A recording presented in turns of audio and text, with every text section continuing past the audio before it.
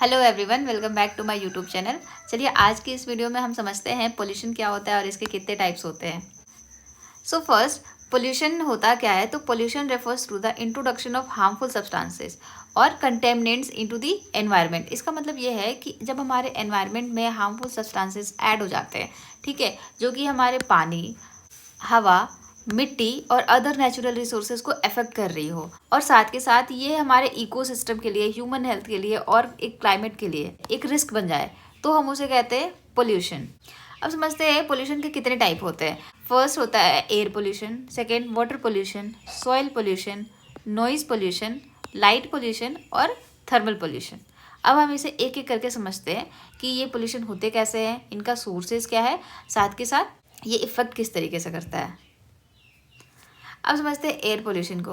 तो air pollution occurs when harmful gases, dust और chemicals are release into the atmosphere. मतलब जब हमारे एटमॉस्फेयर में हार्मफुल गैसेस आ जाते हैं, डस्ट होते हैं, केमिकल्स होते हैं, वो सारे के सारे हमारे हवा में मिल जाता है, ठीक है, तो उसको हम क्या कहते हैं? एयर पोल्यूशन कहते हैं। अब ये होता क्यों है, इसकी रीजंस क्या क्या हैं? तो ये होता है कि जब हमारे व्हीकल से एमिशन जो निकलते हैं उससे एयर पोल्यूशन होता है। इंडस्ट्रीज से जो खतरनाक गैसेस निकलती हैं उसकी वजह से होता है। हमारा फॉसिल फ्यूल, हमारे जो नेचुरल रिसोर्सेज है जैसे कि कोयला वगैरह सब बर्न होता है, तो उसकी वजह से एयर पोल्यूशन होता है। इसके साथ साथ एक और हम चीज़ समझ सकते हैं, और बड़े बड़े वोल्केनो जो काफ़ी समय तक जलता रहता है, तो दीज आर द कॉजेज जिसकी वजह से एयर पोल्यूशन होते हैं।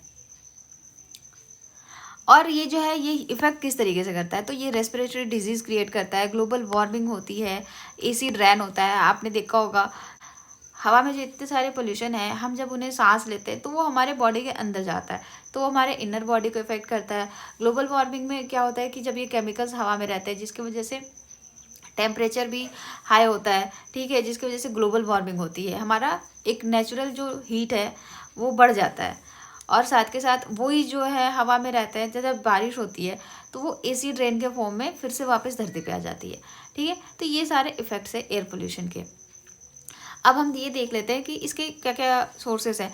तो इसके नेचुरल सोर्सेस जैसे कि अभी हमने समझा वोल्केनोज हैं, जो व्हीकल्स रोड पे चल रहे हैं उनके वजह से पोल्यूशन हो रहा है, ठीक है। स्टेशनरी सोर्सेस है, फैक्ट्रीज है जिनके धुआं निकल रहा है। पोल्यूटेंट दो टाइप के होते हैं, एक होता है प्राइमरी पोल्यूटेंट और दूसरा होता है सेकेंडरी पोल्यूटेंट। तो प्राइमरी पोल्यूटेंट हम समझ सकते हैं carbon monoxide, carbon dioxide, particular matter, तो these are the primary pollutants. अब क्या होता है कि अब ये जो प्राइमरी पोल्यूटेंट्स हैं जब ये आपस में रिएक्शन करते हैं ना, तो ये आपस में रिएक्शन करके सेकेंडरी पोल्यूशन क्रिएट करते हैं। सो ये है सेकेंडरी पोल्यूशन, जैसे कि SO3 HNO3, ठीक है। तो ये आ रहा हमारा सोर्सेज और ये रहे पोल्यूटेंट। पोल्यूटेंट का क्या मतलब होता है? वो सब्सटेंसेस जिसकी वजह से पोल्यूशन क्रिएट हो रहा है उसको हम कहते हैं पोल्यूटेंट। अब हम समझते हैं वाटर पोल्यूशन को। तो water pollution occurs when contaminants और are discharge into the water. Contaminants क्या होता है? फैक्ट्री में क्या होता है कि अलग अलग प्रोसेस के थ्रू केमिकल्स निकलते हैं, ठीक है, तो वो प्रोसेस्ड है, वो कंटेमिनेट किया गया उनको वापस से, तब उसे वाटर बॉडीज में डालेगा, तो दीज आर द कंटेमिनेंट्स। अब इसके रीजंस क्या क्या, ये क्यों होता है?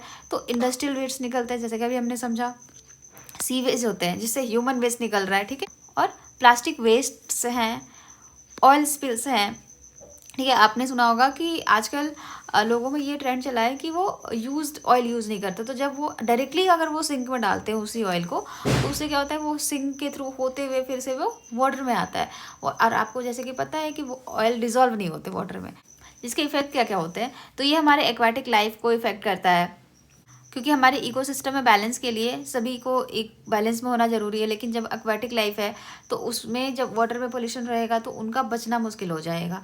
अनसेफ ड्रिंकिंग वाटर, हम जो पानी पी रहे हैं उस पानी में ही बहुत सारे पोल्यूटेंट भरे हुए हैं, और जिसकी वजह से इकोसिस्टम हमारा डिस्टर्ब होता है। तो these are the effect of water pollution. अभी हम समझ लेते हैं कि ये सोर्सेस इसके क्या क्या होते हैं। जैसे हमारा सिटी और स्ट्रीट है, ठीक है, वहाँ से सीधा सीवेज से होते हुए पानी नदी में ही आ रहा है। हमारा जो घर का कचरा होता है, घर के यूज्ड वाटर है, वो आ गया, वो सब क्या होता है, बारिश के थ्रू नदी में ही आता है। तो these are the non point sources.